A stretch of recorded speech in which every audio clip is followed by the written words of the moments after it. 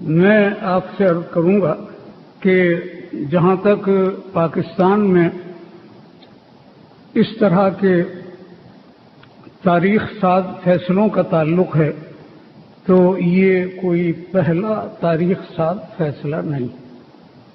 اس سے پہلے پاکستان کے وجود میں آنے کا جو فیصلہ تھا وہ بھی بڑا تاریخ ساز تھا، اور اس میں کوئی شک نہیں کہ دنیا نے بڑے رشک کے ساتھ اور بڑے ہی استعجاب کے ساتھ مسلمانان بر صغیر کے اس فیصلے کا استقبال کیا تھا۔ میں چونکہ بات بہت مختصر کروں گا اور آپ حضرات اس اختصار کے بعد میرے مدعا کو سمجھ بھی جائیں گے، تو اس لیے میں عرض کرتا ہوں کہ پاکستان کے وجود میں لانے کے فیصلے کا جو حشر ہوا وہ آپ کے سامنے۔ شاید آپ میں سے چند احباب ایسے ہوں جنہوں نے پاکستان کی تحریک جب زور و شور سے چل رہی تھی تو اس وقت مسٹر محمد علی جناح بانی پاکستان کا کوئی بیان سنا ہو۔ یوں تو اخبارات میں ہر سال مختلف مناسبتوں سے ان کے بیانات کا ذکر آتا ہی رہتا ہے، لیکن وہ لوگ اس مجمع میں کم نظر آتے ہیں جنہوں نے ان کی تقریریں بھی سنی ہوں۔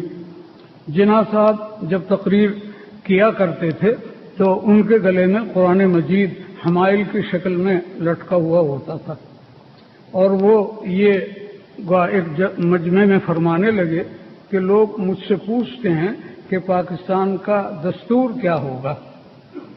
انہوں نے قرآن مجید کو اپنے ہاتھ میں لیا اور فرمایا کہ معلوم ہے یہ کیا ہے؟ لوگوں نے کہا کہ جی معلوم ہے، یہ قرآن کریم ہے۔ تو اس کے بعد انہوں نے کہا کہ یہ قرآن تمہارے گھر میں ہے؟ ان کا جی ہے۔ ان کا اس میں اسلام کا دستور موجود ہے؟ ان کا جی ہے۔ تو پھر آپ مجھ سے کیوں پوچھتے ہیں کہ اسلام کا دستور کیا ہوگا؟ یہ قرآن میرے گلے میں بھی حمائل ہے، یہ قرآن تمہارے گھروں میں بھی رکھا ہوا ہے، تم بھی اس کو روز پڑھتے ہو اور اس کے اندر دستور اسلامی موجود ہے، لہذا اسلام کا دستور یہ قرآن ہے۔ اس کے بعد دنیا جانتی ہے کہ پاکستان بننے کے بعد قرآن کو طاق نسیاں میں رکھ دیا گیا اور اس کے دستور کو نافذ نہیں کیا گیا، بلکہ اس کو نافذ کرنے میں جتنی رکاوٹیں ممکن تھیں وہ ساری کی ساری رکاوٹیں پیش کی گئی۔ مولانا محمود احمد غازی نے بڑی تفصیل کے ساتھ 1953 سے لے کر اور آج تک کی تاریخ کے واقعات آپ کو سنائے ہیں اور بڑے درد اور کرب کے ساتھ سنائے ہیں، اور یہ فرمایا ہے کہ کبھی اتنی مہلت اور کبھی اتنی مہلت اور کبھی اتنی مہلت اور کبھی اپیل واپس اور کبھی فلاں یہ ساری چیزیں آپ جانتے ہیں کہ کسی چیز کو جب اس کے وقت سے مؤخر کر دیا جائے اور اس کے اندر مہلت در مہلت در مہلت حد ہو گئی، 53 سے لے کر آج 2000 ہے اور وہ مہلتیں ختم نہیں ہوئی، تو ایسی صورت میں یہاں اس تاریخی فیصلے کے نفاذ کا کیا امکان باقی ہے؟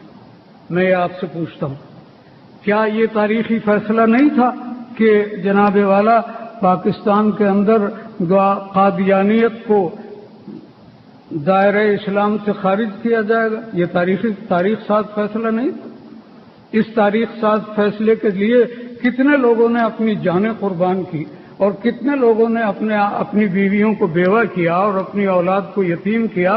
اس تاریخ ساز فیصلے کا حشر آج تک پاکستان میں جو کچھ ہو رہا ہے کیا آپ اس سے ناواقف ہیں؟ کیا پاکستان کے اندر یہ فیصلہ تاریخ ساز نہیں تھا کہ یہاں حدود قائم ہوں، یہاں حدود کا اجرا ہوگا؟ کیا آپ نے دیکھا کہ یہاں حدود کا اجرا ہوا اور یہاں حدود اسلامیہ قائم ہوئی؟ کیا یہ فیصلہ تاریخ ساز نہیں تھا کہ یہاں نظام زکوٰۃ قائم ہوگا، نظام صلاۃ قائم ہوگا؟ نظام زکوٰۃ کا جو حشر ہوا، اور ابھی ہمارے حضرت فرما رہے تھے کہ ہم اس میں یہ اصلاح کریں گے اور یہ اصلاح کریں گے، ان اصلاحوں کی ضرورت کیوں ہو رہی؟ اس لیے ہو رہی ہے کہ اس پر عمل نہیں ہوا۔ آج یہ کیسے امید کی جائے کہ جن اصلاحوں کا آپ ارادہ فرما رہے ہیں اور جن اصلاحوں کا آپ قصد فرما رہے ہیں ان کی بھی نوبت آئے گی؟ نظام صلاۃ قائم کیا گیا، اس نظام صلاۃ کے قائم ہونے کے نتیجے میں کیا یہاں نمازوں کا اہتمام شروع ہو گیا اور کیا یہاں لوگ نمازی بن گئے؟ یہ ساری کی ساری صورتحال تاریخ ساز فیصلوں کے حوالے سے عرض کی گئی ہے، اس لیے آپ سمجھ لیں کہ یہ جو تاریخ ساز فیصلہ ہے جس کے اوپر ہم فخر کر رہے ہیں، اس کا حشر کیا ہونے والا وہ آگے آپ کو مستقبل بتائے گا۔